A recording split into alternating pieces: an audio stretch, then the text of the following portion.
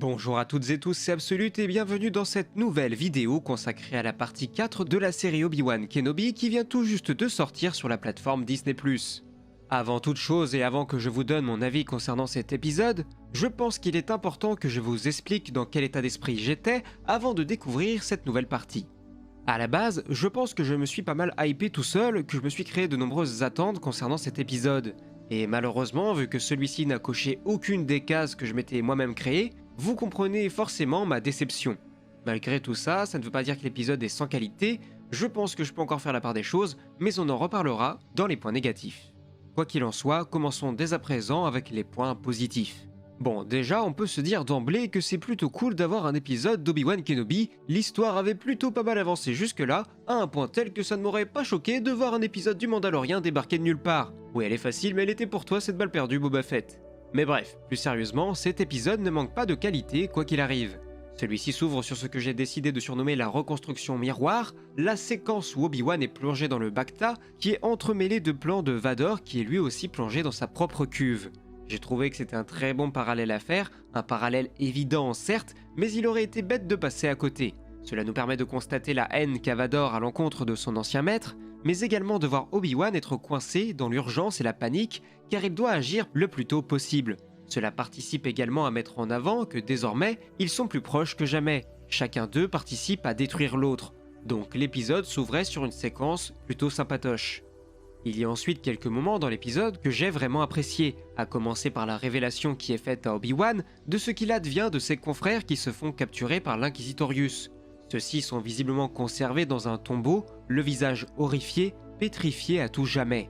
J'ai trouvé super prenante l'angoisse qui a été créée dans la construction et l'évolution de cette scène qui atteint bien sûr son paroxysme au comble de l'horreur quand Obi-Wan découvre qu'un initié est conservé dans ce tombeau. Cela montre que les inquisiteurs ne reculent devant rien et lui rappellent forcément qu'il doit se presser s'il tient à sauver Leia. Cependant, et même si cette scène est excellente, je pense qu'il y aurait eu moyen d'en tirer quelque chose de plus, peut-être en nous faisant comprendre que ces gens dans les cuves étaient des vraies connaissances d'Obi-Wan. Pour certains, on peut même se demander si ce sont bien des Jedi vu leur tenue. On aurait même pu aller chercher plus loin, en montrant vraiment comment Obi-Wan réagit.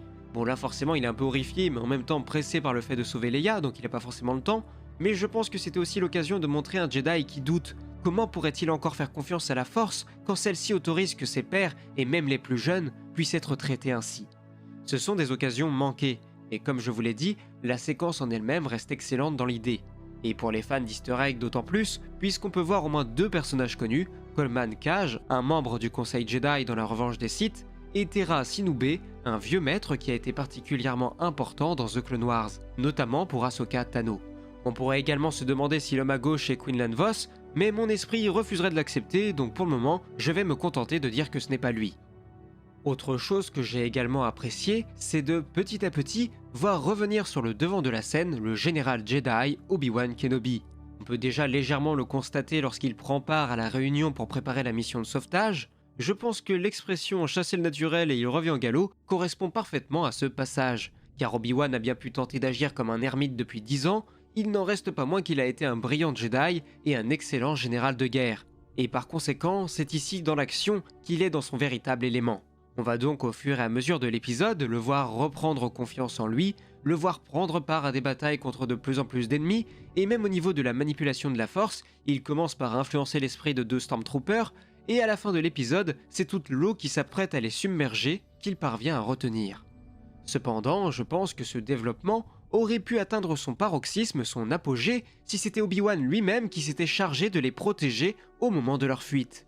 À l'instant où ils se retrouvent tous trois acculés, je pense que si Obi-Wan avait utilisé la force pour projeter l'ensemble de ses adversaires à terre, cela aurait été nettement plus marquant que l'arrivée de ces Snowspeeders qui font plus Deus Ex Machina qu'autre chose. Enfin bon, il n'en reste pas moins que tout le reste de l'épisode concernant le retour sur le devant de la scène du vrai Obi-Wan était dans l'ensemble très positif. A noter aussi cette séquence dans le noir très intéressante visuellement parlant, qui n'est d'ailleurs pas sans nous rappeler l'un des trailers du pouvoir de la force, deuxième du nom. Autre chose que j'ai pu remarquer dans cet épisode, c'est que la musique fait toujours un excellent travail, mais d'accompagnement seulement. Il est très rare que ce soit la musique qui porte la séquence, ce sont généralement des musiques d'ambiance qui collent très bien à la scène. Malheureusement, John Williams nous a souvent habitués à l'inverse, et forcément là le travail de Natalie Holt tranche un peu. Même si je trouve quand même qu'ici, certains morceaux fonctionnent extrêmement bien. Je pense surtout à la scène de fin, qui se veut très contemplative, très dans l'intimité des personnages. J'ai trouvé ce passage très touchant, et la musique qui l'accompagne y est certainement pour quelque chose.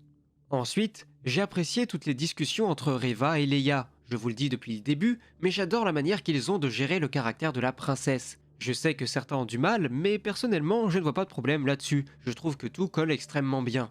Cependant, elle montre une telle force de caractère que ça devrait mettre la puce à l'oreille de l'inquisitrice sur le fait qu'elle soit sensible à la force. Or là, elle ne le dit jamais. Bon alors peut-être qu'elle l'a compris, ne le dit pas et le garde pour elle, mais voir que Leia est capable de résister à son attaque mentale alors que l'arnaqueur de l'épisode 2 ne l'était pas, c'est peut-être un peu trop forcé. Même si bien sûr ça nous emmène ensuite à comprendre que Reva cherche d'abord à la manipuler en étant sympathique avec elle, avant de révéler un tout autre visage, peut-être même son vrai visage, en proposant de la torturer pour découvrir ce qu'elle cherche. Et enfin, le dernier gros point positif que j'ai trouvé à l'épisode, c'est bien sûr l'apparition de Vador à la toute fin de celui-ci, notamment dans sa mise en scène, car il débarque avec une telle violence, on sent très rapidement que le rapport de force n'est pas le même, qu'il est supérieur en tout point aux Inquisiteurs, et plus particulièrement vis-à-vis de Reva. J'ai rarement vu une contre-plongée aussi accentuée. Alors c'est très basique en termes de réalisation, mais pour ceux qui ne le sauraient pas, la contre-plongée dans le cinéma s'est utilisée pour montrer un rapport de force, qui est ce qui domine l'autre dans une scène. Et là, bon bah, c'est pas difficile de le deviner. Mais maintenant, il va être temps de parler des points négatifs, je n'en ai pas beaucoup, mais on va commencer avec le plus évident selon moi, celui selon lequel la série prend un peu les très gros fans pour des jambons, pour rester poli. En fait, pour être plus précis, j'ai du mal à comprendre l'intérêt qu'il y a pour la série de citer des noms de personnages ou de planètes connus uniquement par les fans les plus acharnés, si ce n'est pour ne rien en faire au final. Pourquoi citer Jabim pour ne nous montrer qu'une grotte? Pourquoi citer Quinlan Vos? Alors oui, rien ne nous garantissait qu'ils allaient apparaître ou qu'ils allaient avoir une importance particulière. Mais quel est l'intérêt de tirer sur la corde de la nostalgie, de nous donner ce bonbon, si c'est pour nous le retirer aussitôt après nous l'avoir présenté? Dans ce cas-là, autant inventer de nouvelles planètes et de nouveaux personnages. Cela éviterait de créer de l'attente et donc forcément de la déception. Pour être tout à fait honnête, l'épisode précédent laissait tellement d'indices que je le percevais comme, si vous me permettez la métaphore, imaginez un film Superman, à la fin duquel vous voyez le bat signal dans le ciel.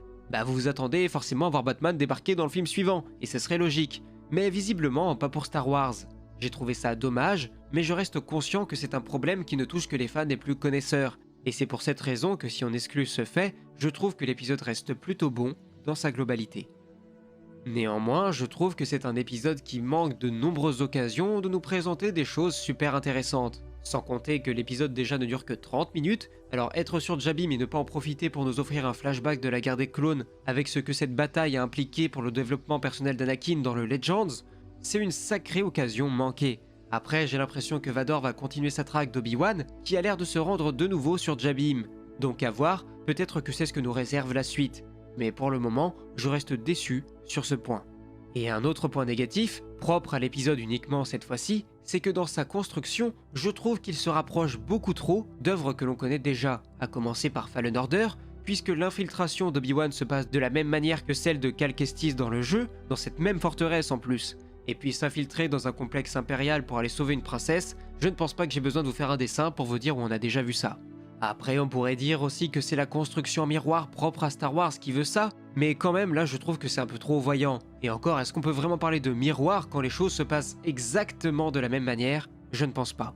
Enfin, le dernier point négatif que j'ai trouvé à l'épisode, c'est le personnage de Tala, qui réussit un peu magiquement tout ce qu'elle fait. Il faut s'introduire dans la base, c'est grâce à elle. Il faut une diversion, elle s'en charge. Elle est perturbée par des officiers, des stormtroopers, peu importe, elle s'en débarrasse. Et le tout très facilement. Il n'y a que contre Reva qu'elle semble un peu plus en difficulté, mais même là, elle parviendra à s'en sortir. J'ai trouvé qu'on ressentait un peu trop le personnage qui avait été créé pour aider le scénario à avancer. Mais voilà ce qu'il en est pour ces points négatifs que j'ai pu trouver.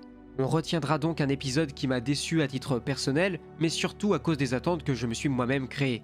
Donc c'est purement de ma faute entre guillemets, mais je reconnais que l'épisode a aussi de très bonnes idées. Mais maintenant, c'est à vous de me dire ce que vous en avez pensé, j'ai hâte de lire tous vos messages, et je vous rappelle que vous pouvez bien sûr aussi vous abonner gratuitement à la chaîne pour ne rien manquer des futures sorties et des prochaines vidéos en lien avec la série. Mais sur ce, la vidéo est à présent terminée, c'était Absolute et que la force soit avec vous, ciao.